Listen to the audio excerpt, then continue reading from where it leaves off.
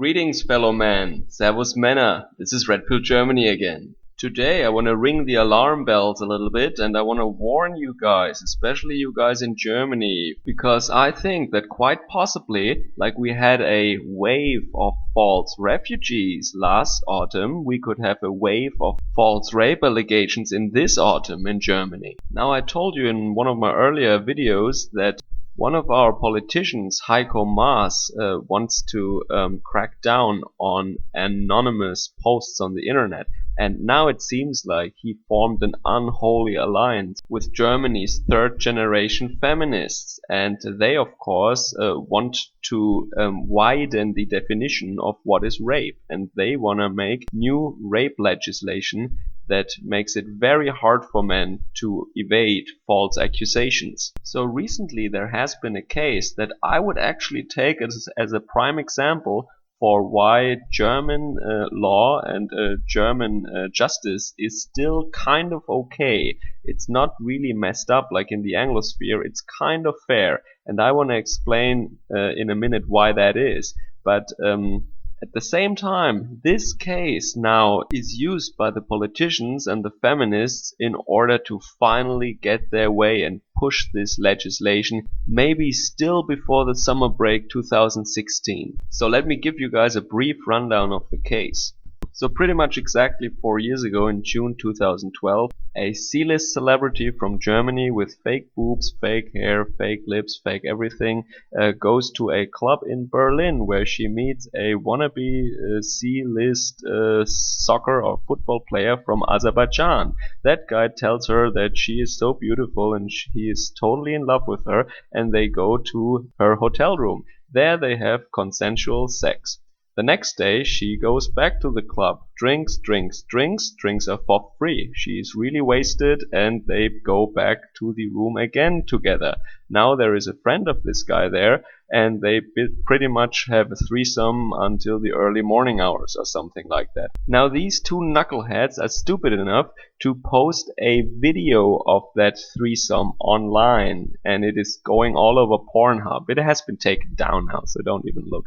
That is of course very embarrassing for that ex-porn star. So she tells everyone that this was rape and she is pressing charges. Now during the trial, the female judge had the chat protocols from WhatsApp examined, and she also watched that movie. She clearly came to the conclusion that that woman lied and that the chat protocol until like weeks after the incident clearly showed that this wasn't rape, and that apparently she thanked the two guys for that great night. So this is not really public, but what is publicly known is that this judge was really infuriated after checking the WhatsApp chat history. So clearly the judge was convinced that this woman was lying. And the outcome is, and this is where I say that German courts are really fair, the outcome is that the two guys have been fined for posting this revenge porn, which is totally not okay, but she in turn has been fined 24,000 euros for false rape accusations. Yes, gentlemen, you heard correctly. A woman has been fined for false rape allegations. This, I think, it has not happened yet in America, right? So in Germany, you see, a woman who tries to destroy men's lives out of embarrassment or revengefulness is actually found guilty and has to pay a fine. Now, of course, we all know what happened there, right? I mean, that woman was too drunk to still remember anything. Then those clowns post that video and now she feels embarrassed. So what do women do if they have buyer's remorse? Of course they say, oh, I didn't want that. That was rape. They raped me.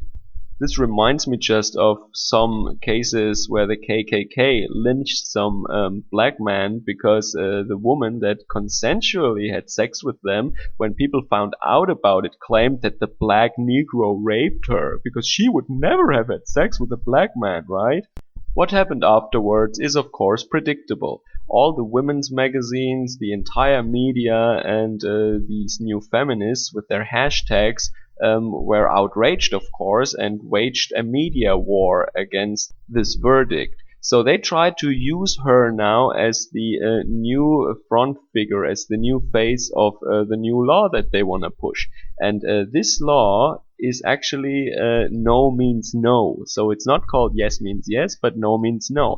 And I actually went all the way to look into the draft of the new law. And what is written in there is not that harmless. So on the surface level, they tell us that, oh yeah, I mean, now, of course, if you surprise a girl in the street, like you grope her, that should be punished more severely. And I'm fine with that, because we all know that this is happening right now in Europe, right? But what you can also find in the draft of the bill is that it is now considered rape if the victim has to subjectively fear that there would be severe consequences if she defended herself. So until now, a woman or anybody who is raped must try to defend him or herself. Otherwise, it is not considered really rape in Germany. So they want to consider cases now where the woman is not in an objective situation of danger, but where she just has the feeling that she is in danger. And of course, every woman can now, 5 years later, she can say, oh, I thought maybe he's gonna hit me, so I didn't defend myself. And we all know what happens then, right?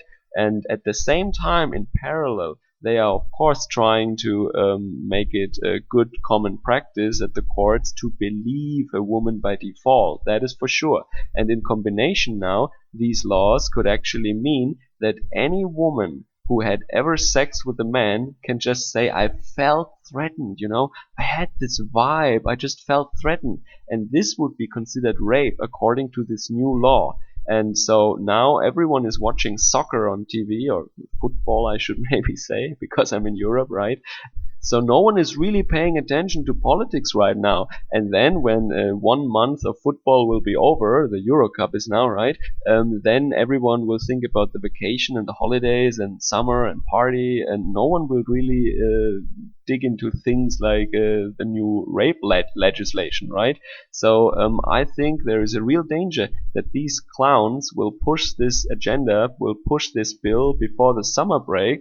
They will push it through Parliament, and then in autumn there will be a whole army, there will be brigades and regiments of slutty women just waiting to throw false allegations into men's faces. They will probably just have sex with random jerks so that they can push charges afterwards. Because if you can read now these foul-mouthed feminists, how they are preparing this bill, and they're full of glee now, and to me it is pretty obvious that they're just waiting for this bill to be passed, and then they can screw over some unsuspecting man, because for them it is all about power. It is basically a power trip.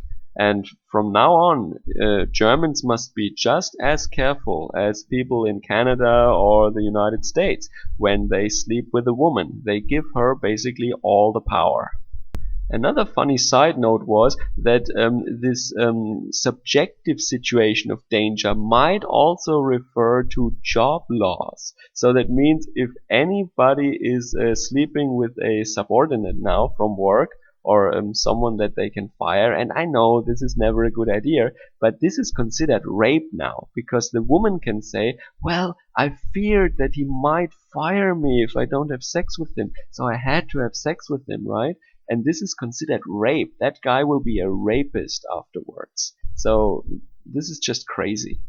So the fear that I have, really, the concern I have here, that we will allow these women to turn buyer's remorse or an embarrassment into full-blown allegations of rape and destroy young, unsuspecting men's lives in the process. Of course, to you guys in the Anglosphere, this is not news, but for us in Germany, that is actually news. We always said, it's not as bad as in America, at least. Well, after this summer, we cannot say that anymore. As I just told you, this woman was actually fined 24,000 euros for false allegations. This is how reasonable actually this female judge actually was. I mean, I really have to hand it to her, you know. So, but maybe the era of relative reason is coming to an end now in Germany, and we will adopt the insane practices of American and Canadian law in my country. where you believe all victims as long as they're female, and where false allegations are of course not a crime, and where the court doesn't need to prove that the accused person is guilty, but where the accused person has to prove that he is innocent. Yes, that he is innocent. So I would say, to conclude, what men have to keep in mind when they have a one-night stand, let's say, with a woman after drinking at the bar, or when you meet at a club or at a party, the woman also gets herself into danger, right? If you go to a hotel room or something with a total stranger, of course the woman is in danger at that moment. But as soon as you leave the hotel room, that is when the period of danger is over for the woman, but that is the point in time when the period of danger for the man just begins. And the thing is that the period of danger for the woman has a start and an ending. However, the danger zone for the man has just a beginning, and it is open end, because the woman can at any point in time, even 10 years after that, she can say, "Oh, that was rape." Bill Cosby. Excuse me, gentlemen, and I come to the end already. So, thanks for stopping by again. I hope to see you guys again soon, and I wish you a great day. Servus, Kameraden.